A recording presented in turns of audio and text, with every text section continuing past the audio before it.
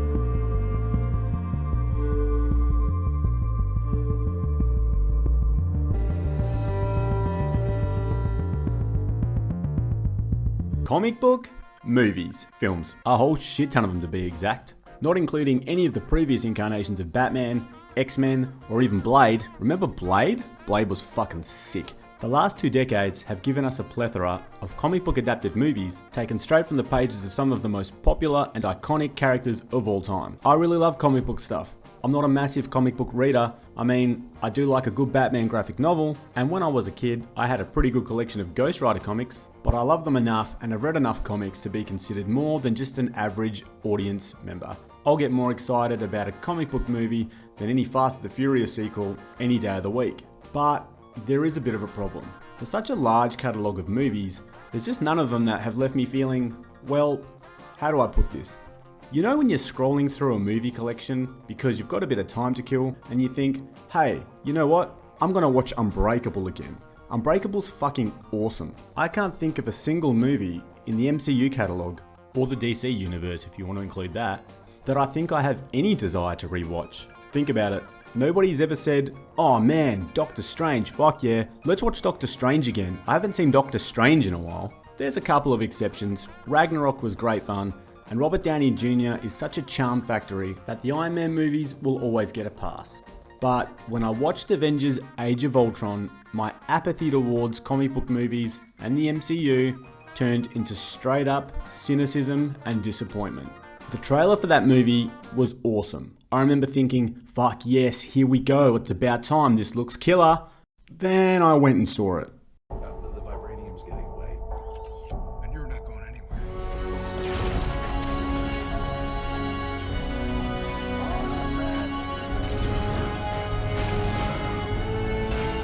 Ugh.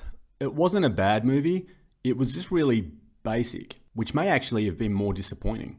That was pretty much when I stopped caring. Cut to 2 years later. One evening, at the recommendation of a friend, I climbed into bed, fired up my laptop, put my headphones on, and settled in to watch the first episode of FX's new series, Legion.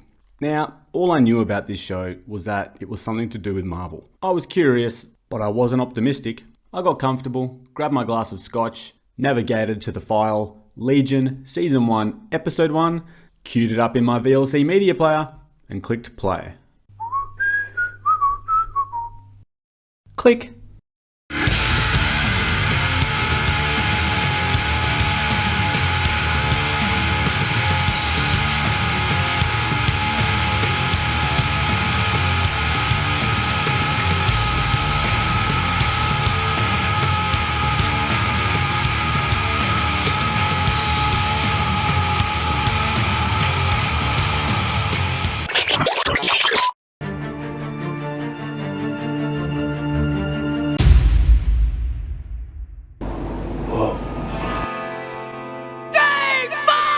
Legion is phenomenal.